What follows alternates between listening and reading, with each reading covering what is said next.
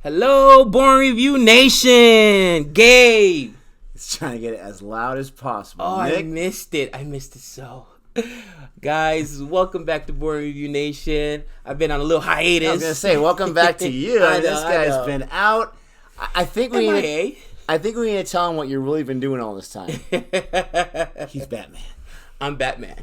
There's been a lot of crime here in town recently, and he just, he's got the black eyes heal and all that kind of stuff. You know how it is, man. Vegas, Sin City, man. Criminals everywhere. No, I'm joking. But yes, we're so happy to have him back, and I know you guys are too. He was appreciating the love he was getting from several commenters, viewers about his absence. Appreciate it, guys. Appreciate it. Now, before we get into today's video, because I know you're excited, I know we're excited, I just want to send out a huge shout out to the Vesser Bunch. You all know who they are, and if you don't, you need to. They are a husband and wife couple who have their own YouTube channel, who are seriously killing it right now. Super funny. Super funny. we need to get some serious tips on what they're doing. They got great personalities, but they have a great, wholesome channel who react and talk about the same things that we've been talking about.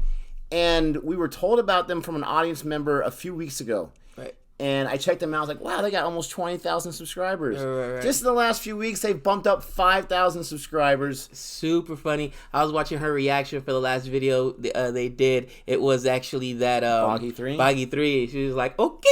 It was so funny. Because it was, man. And then it was something that we obviously, if we're reacting to it, we're not going to say. But she straight out said it like, all right, eye candy for the ladies. Because he is. That guy got 18 packs, man. Is it painted on? I mean, dude. It's out of control. I'm so jealous. I was like, oh, you got to be kidding me. But, I mean, we want to send out a huge shout out to them because the classy people that they are, I commented on a few of their videos and said, hey, maybe we can do a collaboration or something like that. Right. And not only did they comment back, but they actually became a Patron to Born Reviews, which I think is the ultimate classy move. Nothing to do with the money, but just a sense of goodwill. So we've been in contact with them. We're going to try to get a few things here and there in the coming months. But we just want to, if you have not checked out their channel, go ahead and check them out. Right. They're doing amazing things. They got a lot of videos on Indian culture. And they just got a whole lot of love for everyone. So check them out. Thank you so much, Vesser Bunch. Okay, so today we're going to review a show you guys requested we review right after we ended up doing Sacred Games, and it was Family Man. Family Man is relatively new, so it's going to be hard. We're not going to go completely spoilers because I can see there's some people that may have not watched the whole thing already because it's a relatively new show. I'm going spoiler, baby. But you know me. Exactly. It's been out for, I don't think, a year yet. Actually, 2019 September is when it came out, so not a year yet. So, hey, We're not even too far behind. But before we do that, I'm not even going to edit this out. I just want to correct the camera just a little bit. It's a little more centered. OCD about that kind of stuff. All right, that's much better. But yes, Family Man, we did a reaction to the trailer, and I was really surprised with what kind of reaction we got. Right. We've done reactions to trailers before, to shows and movies. But, I mean, the response was overwhelming. We were in the middle of watching Sacred Games and getting our review together for that, which took a lot of time. And we really appreciate the love that you showed us and appreciation for our craft on that. Absolutely. But then I started watching this, and, man, I mean, personally for me, you came to it a few days later, but for me, I was absolutely hooked, especially since the third episode on. I enjoyed the first two episodes, right. But from the third episode on, I mean, this was a show that I just seriously fell in love with. So this is going to be a glowing review, right. Glowing thoughts, in my opinion. Maybe a few things that maybe I didn't love, but there's really not a whole lot. I absolutely love this show. Nick normally doesn't binge stuff like I do, but man, he watched it way quicker than I did. I was like, wow, dude, you're through it already? So he really had a lot of love for it. It's funny, though, that both, Sacred Games and Family Man are both characters from Gangs of Wasseypur, which is one of our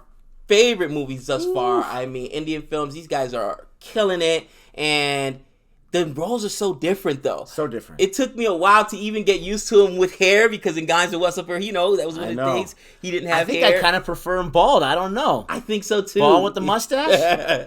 But in any event, we're going to do it a little bit differently. We're just going to tell you about the synopsis of the show. We'll cover some of our favorite episodes and some of the things that happen there.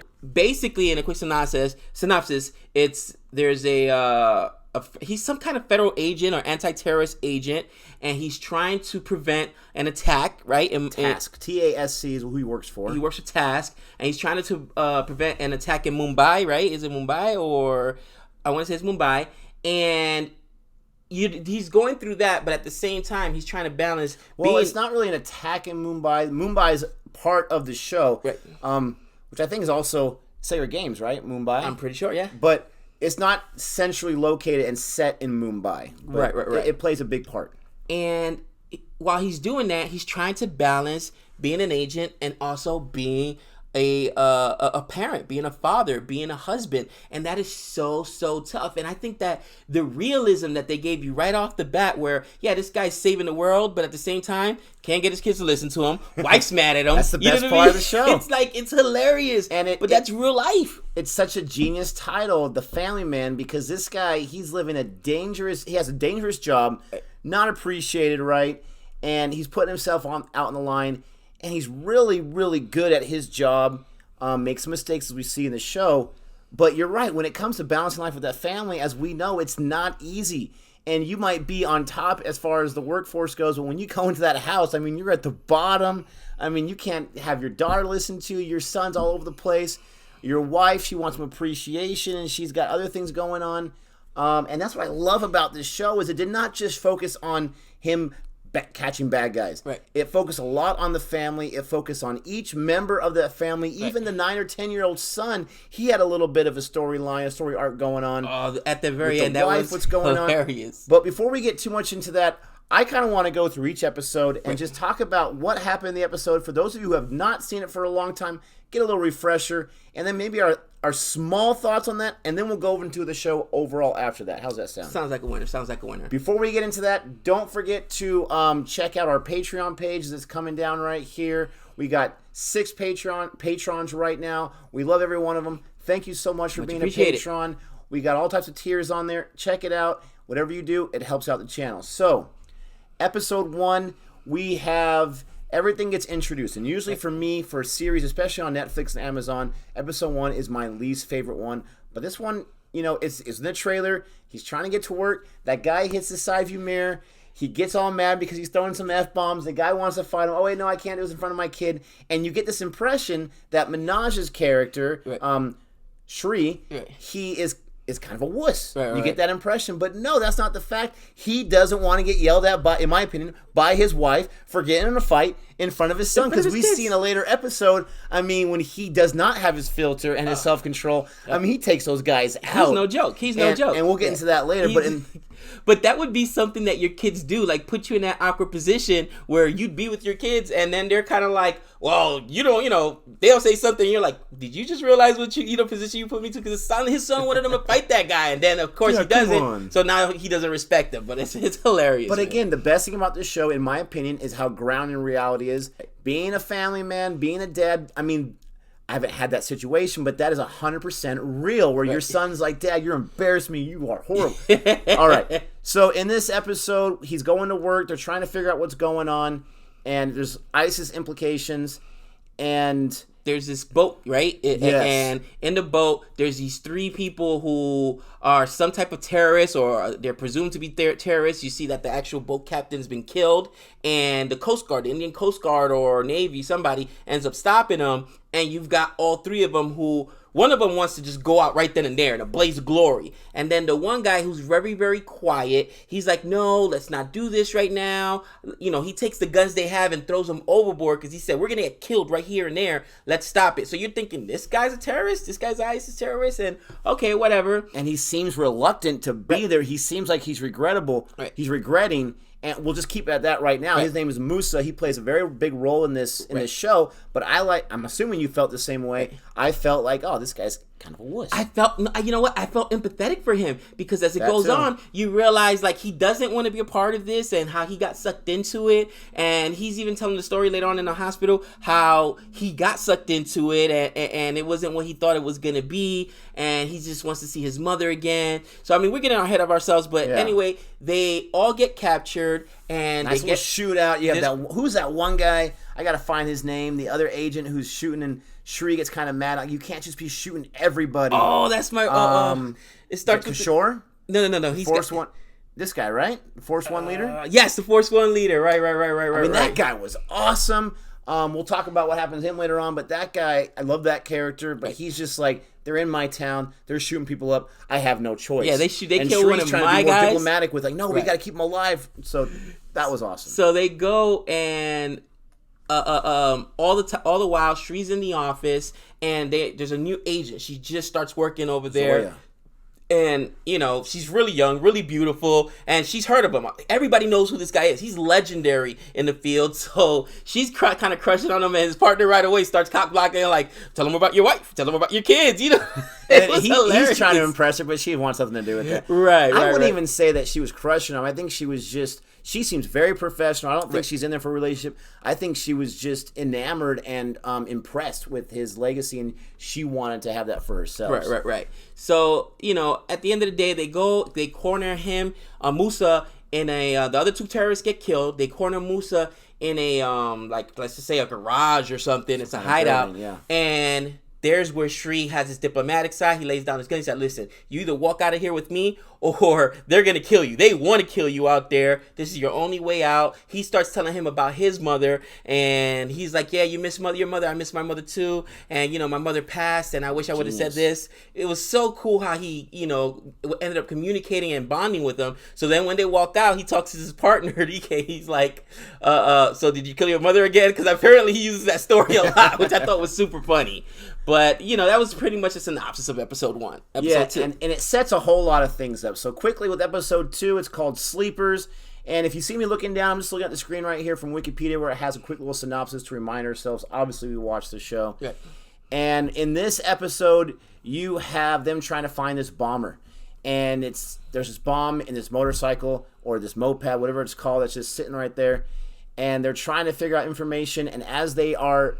Basically, in this episode, the most important thing, in my opinion, is they find out that there is some people of suspect who have this Dropbox set up that are maybe at this college, and they will have whoever they find who goes to this Dropbox to get information from, which is almost like a little metal thing right next to like a lamppost almost in the middle of the city. It kind of reminded me of like New York where you got like the vendors and whatnot. But this Dropbox, if they find who goes to that, then they might have a good lead to figure out these ISIS bombers or related to ISIS maybe or whatever going on. That's the biggest thing with that episode. The thing I love about this episode is the guy they use who keeps falling asleep at the stand. I mean, this guy is the worst. He's like a local officer or whatever. It was hilarious. And he's in there a little bit. This guy was hilarious, but you're watching, you're like, oh, you're going to miss it again, and luckily he woke up, but it was a little too late. One of the funny things about this episode, not to go back too far, but when they're first trying to disarm the bomb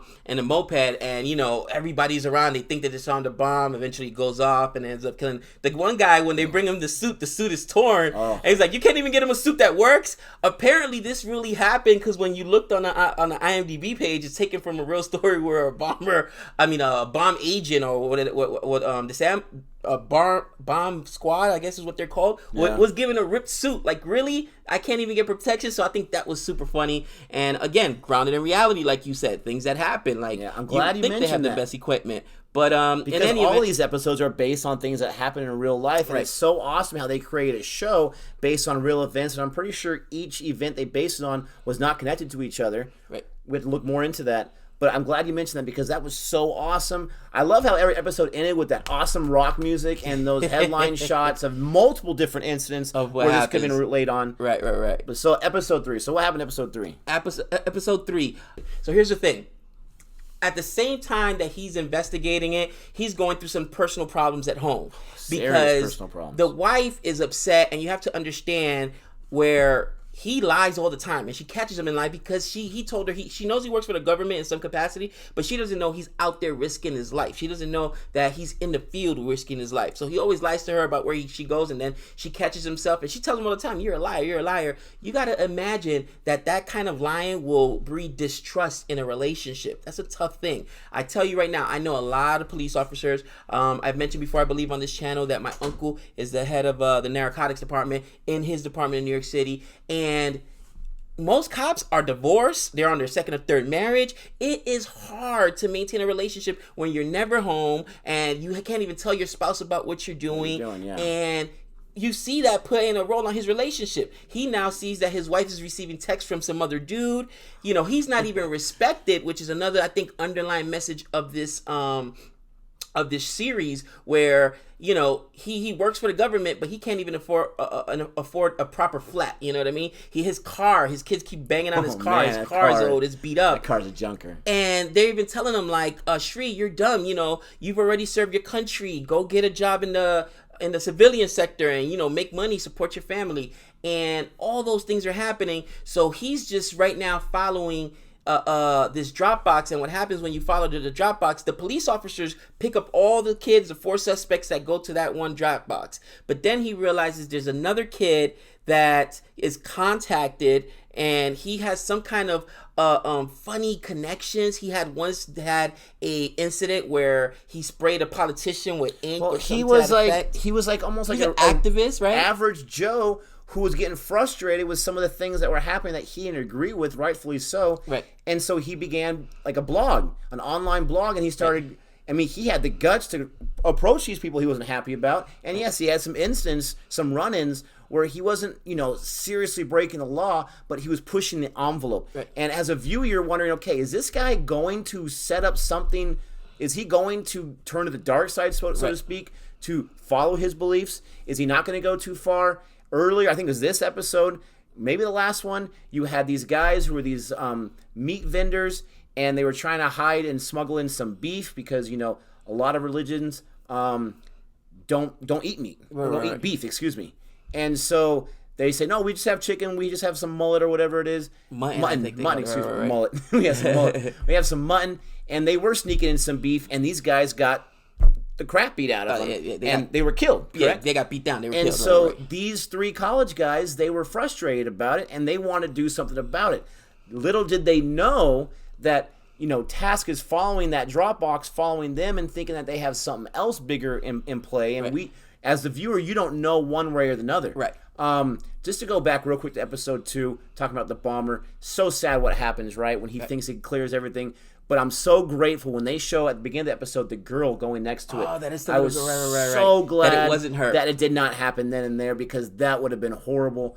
But this show has a lot of tension, and this episode alone, I think it's this episode where they're trying to plant the bugs right in the apartment, and you got this guy's gonna get caught, this kid's gonna get ticked off, and for me, it was this episode where I really started saying, you know, this show's going for it. This show is no joke. Right. I can't wait to watch more. And that's when the binging started. And like you talked about with the family dynamic, I want to so badly judge the wife for what she's doing. Right. But at this point, she hasn't done anything wrong besides build a friendship with a male. Right. And he's offering a different job, a different opportunity where she can feel important. And everybody wants to feel important. The husband alone, he's a hero, and his family doesn't know what kind of hero he is.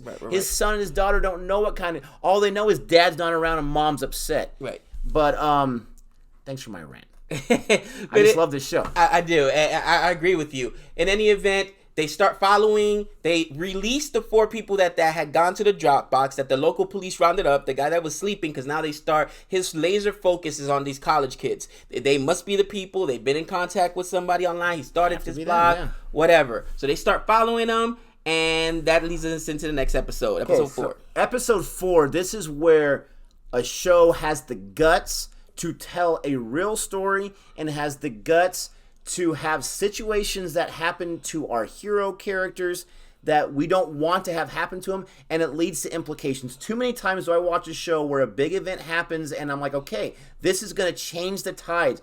Punisher is a great example of that, where decision after decision leads him to a different part in the show. But too many shows aren't willing to do that. They get distracted with dumb, silly, funny stuff. This show did not do it, and this set it up. Basically, they're following the 3 college kids. The college kids, they have their stuff. They're ready to do it that night.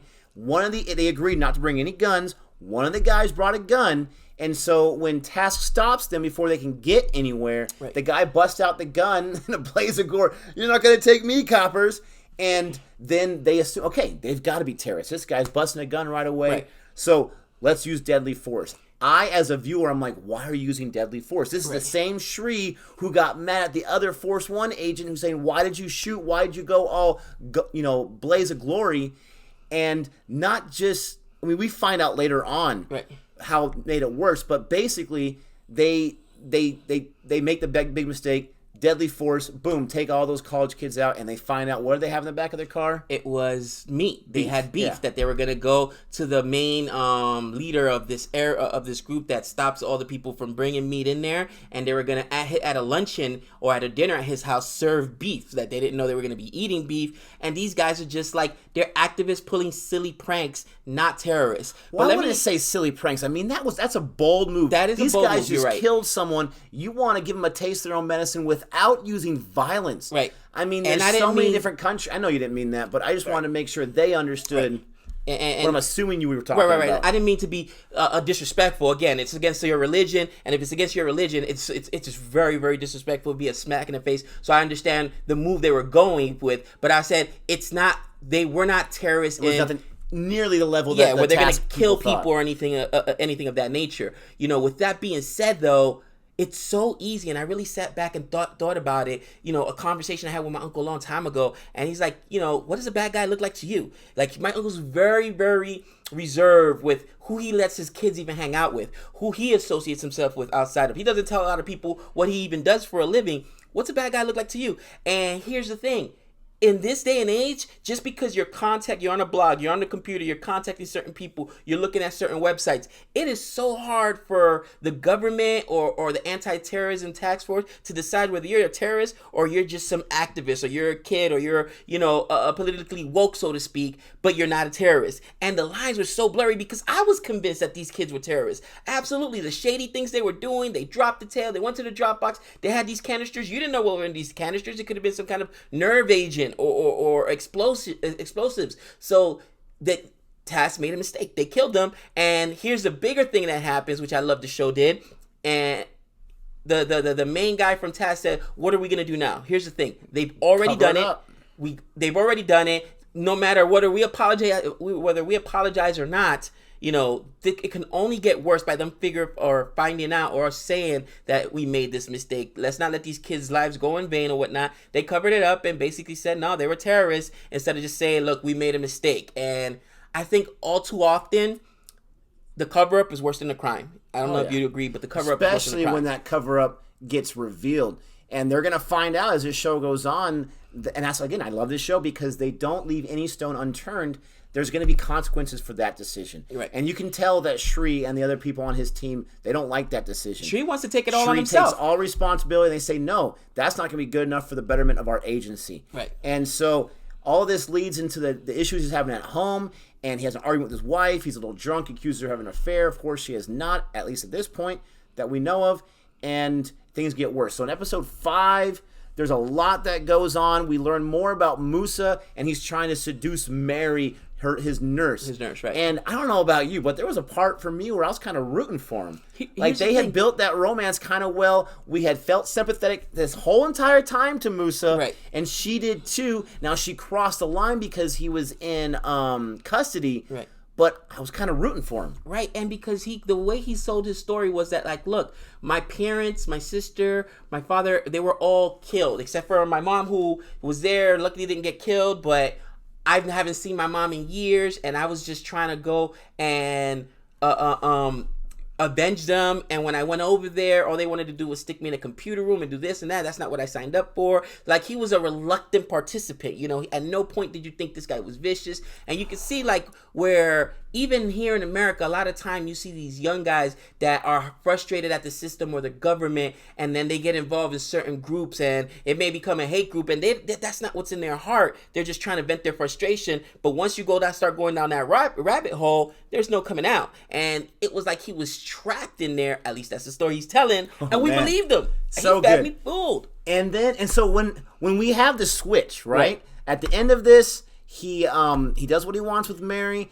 He goes in. He does all this so he can get the key card to go into a thief's room. Right. Who is the other guy who we thought was more ruthless, still alive. He doesn't want this guy to say anything, and so he takes him out. Right. He makes sure he dies. He sneaks out. And Musa was the ringleader all the time, which makes sense. He saw the grand plan, the end game, which is why in the first episode he's like, no, we can't get shot right now. We have a job to do. We have a job to do. If we go in a standoff right now, we're dead. And he was smarter than the other people, which makes sense why the other people were even listening to him on the boat. Because I'm like, if he's a reluctant guy on the boat and he's a coward, I could just see them kill him right there or whatever. But they were listening to him. He dumps the weapons and they still don't do anything to him. That's because you find out later on. Here's the first big twist of the series. He's actually the mastermind behind this whole thing. It was crazy.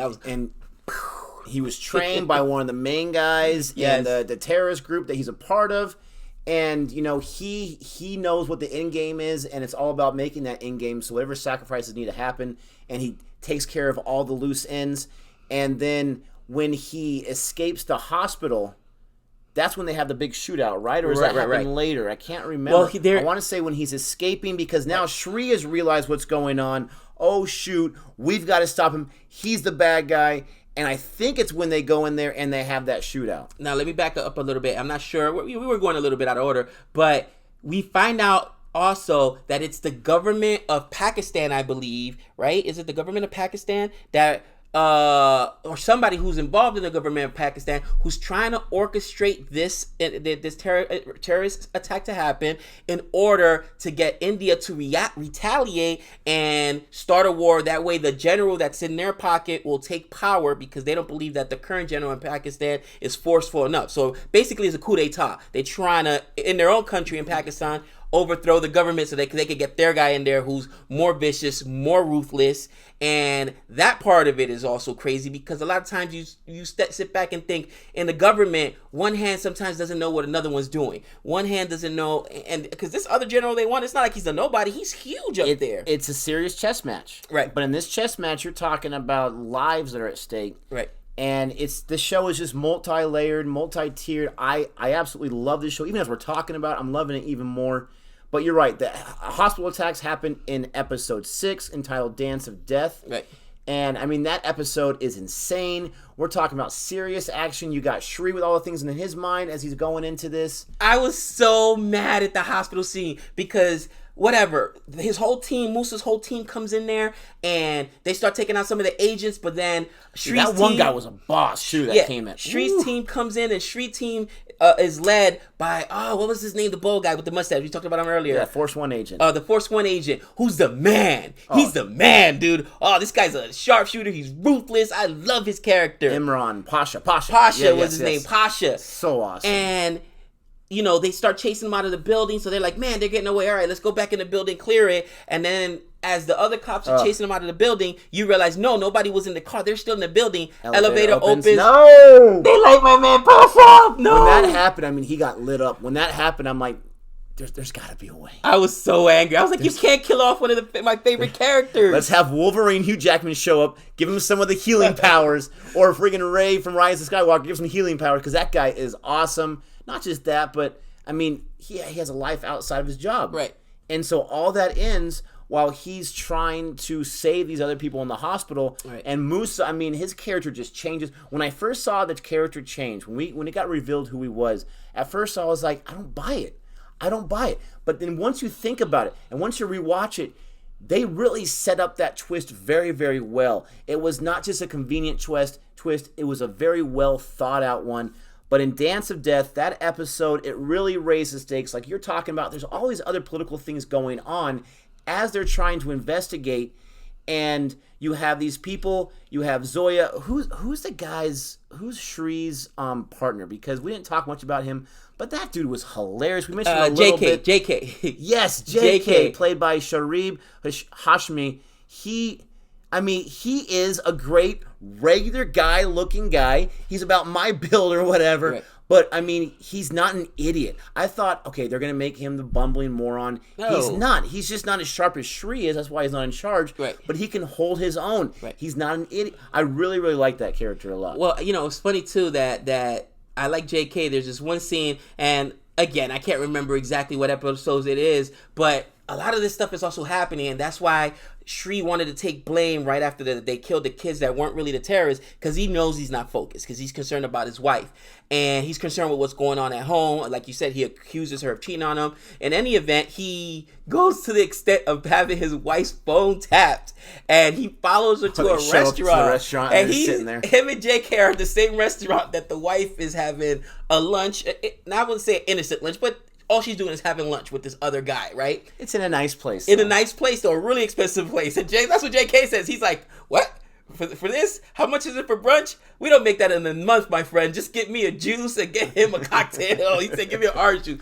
JK's the man. I love JK. Yeah, and honestly, and I was wrong, but in that scene, the guy who she's hanging out with, I'll call him the Predator. You're the Predator. He recognizes her husband right away. Isn't that your husband? And I'm thinking, why is he so interested in this woman? Right. Why this, why that? I started thinking, I wonder if he's a terrorist. Right. And I honestly thought he was like a secret agent type guy trying to get closer to Shree so he can take him out. I was totally wrong, as far as we know. He's just trying to get in her pants. Yeah. Bottom line, he's just trying to get in her pants. All right, so we have episode 7, the aftermath of the hospital attacks. All the stakes are building. R.I.P. Pasha. Yes, R.I.P. Pasha. And I can't remember if it's this episode or the next episode, but I want to mention a little bit about the kids, because you have that one episode, I can't remember which one it is, where they're left on their own because the mom is doing her presentation. Oh, that's towards the end. Got to stay. Yeah, that's towards the end. That's like towards the end, So because what happens at the very end, we were talking about the son. Yeah, so that's towards the end. Okay, but I just want to mention, I won't mention anything about the story, but this show, again, they did a great job with the story arcs with the kids. I was so nervous and I have so much tension when the kid's playing with the gun inside the room by himself. He's pretending to be asleep. The daughter sneaks out because she wants to go to a party. And she did a great job, that young actress, playing that character, because she was as tough as Nell's character, but she herself had feelings. She liked that boy, but she wasn't going to show it. And so that whole sequence, I'm just like, oh, please don't let anything happen to these kids. Right. Luckily, nothing did. But when he's spreading around that gun and he's about to have an act, oh man, that was just terrifying. It was terrifying. So, Shree now goes out of the country, and I believe he's in Pakistan. Does he not go to Pakistan? I'm pretty sure that's where he goes, because they're gonna thwart this terrorist attack. And he knows if I get caught, I'm on my own out there. He sneaks basically. in, right? He sneaks in, and this guy is super bold. This tells you the kind of character. It goes back to that very first episode, like you said. He wasn't afraid of that dude that came up to his car. He was just reserved because his kids are in the car. This guy has no fear in his heart, and for his country, he's willing to lay down his life. Even though he told his superiors told him, if you get caught in there, we can't get you out. But he goes in there. He ends up finding out the information he needs to. He actually ends up cornering the guy, but then the guy yells out, "Oh, my Muslim's brother and sister." Sajid, yeah. Sajid. And he's the original bomber that they traced that back, the motorcycle, the moped bomber. So he traces him all the way back to Pakistan, and they find out that what's been going on is for a few years now, they've been sneaking in through the fences, the fence of India and Pakistan, nerve gas or some kind of gas, chemical agent, for one barrel at a time. Right? One barrel at a time, exactly, for 3 years. They keep sending guys over. Wasn't that awesome? I mean, I didn't know what was going on at the beginning of the episode where they showed just the one guy with the backpack and he has a nerve gas in there. Right. And there's 6 or 7 people in a team trying to get to that border, getting shot by the Indian guards. And it's just it's like the flag in war. Just pick up the backpack. Maybe I'll make it. All of that just to get that one canister of nerve gas. Now, obviously, we're not rooting for the terrorists. Right. But their commitment and how much time it took to build up that cachet, so to speak. Right. Because when they open up the room, that was an interesting there way had to be, portray 40 or 50 canisters in there? It was ridiculous. Terrifying. The amount that was in there. So, to make a long story short, Shri tracks them down, and they end up thwarting the attack. Luckily, the canisters don't explode, doesn't even make it back to India, so the day is saved. We actually find out during that episode, by the way, not to fly by it, but one of his former love interests is now in charge of a certain set of the military out there in Pakistan. Yeah. And she was great too. She was a great character as well, but you know what happened in the episode is that he tends to redeem himself because Shri realizes I made a mistake, you know, and that kid got killed because of me. I didn't kill him, but the kid got killed because of me because I was unfocused because what was going. You mean focusing on my home life? So he's redeemed himself. He comes back home. He's a hero. Everybody's applauding him. Yeah. And the next episode, what happens? So he comes back home. While they're in the midst of celebrating, they find out that the guy had made a phone call, the other terrorist, and there's a backup plan. Oh, yeah. And it only makes sense that there's a plan B. So they're like, great, because they didn't catch Musa. They caught the other terrorist, the motorcycle bomber or whatnot. But they didn't catch Musa. So now we're like, oh, man. Actually, they didn't catch the motorcycle terrorist because he ends up escaping. They just ended up stopping the attack. I'm trying to think. I'm looking at it right here. I'm trying to think which episode it was. So basically, let's just go ahead and say it. They have all the nerve gas in the truck. They're trying to transport it. Right. Shri's team is in their way. I thought they were going to mess it up because they kind of did mess it up when that one guy on their own team, because once the guy in Pakistan in leadership found out, as he made a deal with India, I love he'll that be able to part. get that promotion. He cancels the entire thing. Let's not sends that person in there, right? Let's not pass Guy Patton. I think that was one of the most interesting parts of this entire series, where now you find out that these opposing governments, India and Pakistan, are making backyard deal because they're like, well, how do we avoid this? Well, we got to let Pakistan know. And India is feeding information to Pakistan, and then Pakistan's like, what? There's a coup? And then Pakistani, one of the guys from the government, let's say the top military leader says, I know you're involved in this coup. However, we will promote you if you... And he's already in trouble for being... they assumed he was already doing some questionable things, so clear his name and all that stuff. And it was so crazy because he's like, okay, and then just sold out the main ISIS terrorist guy who's been the handler for Musa the entire time. He's captured. Now, nothing would have happened, yet there was somebody sympathetic to him who gave him a cell phone and let him make a phone call. Somebody from the Pakistani soldiers let him make a phone call. The major guy who got beat up? Yeah, the major. And at that, when he made the phone call, he said, hey, he wasn't just sympathetic. Basically. He was one of his men. I mean, he was just like, whatever he said, I'm on your side. So here you go. And, plan B going on. And when he canceled, I'm like, oh, even this guy's given up? But then we find out about plan B. But because of plan B, that truck with all the nerve gas goes down the hill in a way to try to get Sajid. And it doesn't blow up, thankfully. I thought that was very convenient. This is my biggest problem with the entire show. Right. They build up for 8 episodes this nerve gas attack. And obviously, I'm glad it didn't happen, even if it's a fictional show. Right. But they were able to thwart that so easily. Now, Plan B was very interesting, so that kind of built it up a little bit. But I thought, you got to be kidding me. Like, this is the way 3 years of build-up for all this stuff. It falls down the hillside. None of it leaks. No problem. I thought it was going to be in the water supply. I thought all this kind of implications was going to happen. That was my biggest complaint with this show. That was just a little too convenient. But the rest of the show is so glorious that it's going to have its hiccups. When we get to Plan B, okay, what's going to be Plan B? You got Musa involved. You got Sajid still involved. He didn't get captured. You got Shri and all these different people trying to figure it out. And what they do is they call in a favor. They use threats. They get this guy to pick up this guy at a bar, right? At a gay bar. Pick him up and basically be with him to be able to videotape that so they can use that as blackmail because this guy works at a chemical plant. Right. So that they can use Plan B and they have the means for the chemical plant. In my opinion, this Plan B was so elaborate, so well planned out. I was thinking, you spent 3 years smuggling one canister at a time. Why don't you just go with Plan B the whole time? Because that went up flawless with just a few people. That was my biggest issue with it is I understand the twist of we have a Plan B, but Plan B was pretty well thought out. It's almost better than Plan A, is what you're saying. Is what I'm and trying I thought to the say. same thing. I think the only thing is that, and you even see that countless times, everybody on the other side, and we're talking about the ISIS guys here, they want a lot of headlines. They want big explosions. And like Musa's saying, all I care about is loss of life, the maximum loss of life. Because the guy's even saying, well, it could just seem like it was an accident from the chemical factory. He's like, who cares?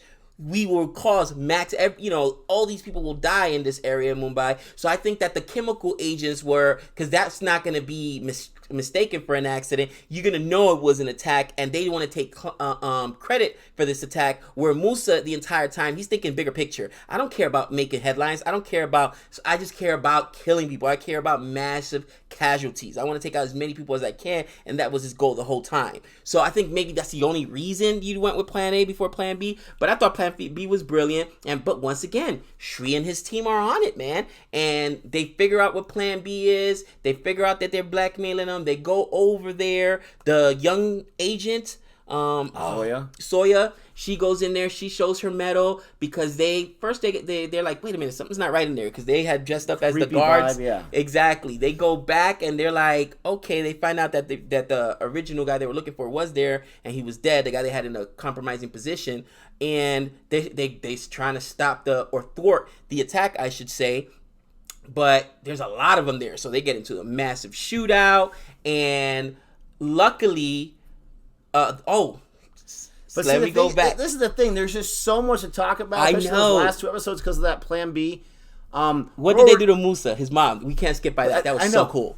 So we'll mention a few more things, but then I just want to get into some of my favorite things, because just so you know, we're not going to go over every single part. Right. There's not enough time. We don't want this to be too long of a video, but you have that ending battle scene where Musa finds out that his mom is being held by Shri's men or whatever. They finally found her mom, find him, and brought her into the country. Like, if you're gonna kill us, you're gonna kill your own mother. He cares about her so much that he just wants to stop Sajid, who these guys were friends for a long time beforehand, and so they were on the same page. Now they're not. He wants to go back after he got everything in place and stop the whole chemical explosion and nonsense. And him and Sajid get this big fight. They're driving the car and they're fighting the car. The car crashes. I mean, it was a drawn-out Lethal Weapon 1 style fight where it just goes on forever, crushing head. I mean, it was just very, very violent. Took a long time. But at the end of the day, this show is such a fantastically written show. There's so many things that happen. I put a few notes here. I just want to mention a few of my favorite. I mean, I have like pages and pages of notes as I was watching it. The thing I love probably the most is just the family man aspect where he was clueless about things. He was talking about emojis with JK in the car. What does this emoji mean? My wife got this emoji. What does this mean? Right. And it was so hilarious to hear that, because I don't know much about emojis except for our one reaction we did. But I can see myself with that. The whole wife storyline, there was so much there. We just kind of glossed over it. Did she not? They don't ever show you if she went through with the act. Right. Based on the look on her face, it looked like either she felt guilty because she did, or she felt guilty because she wanted it to happen, or because she thought about it. Got that close.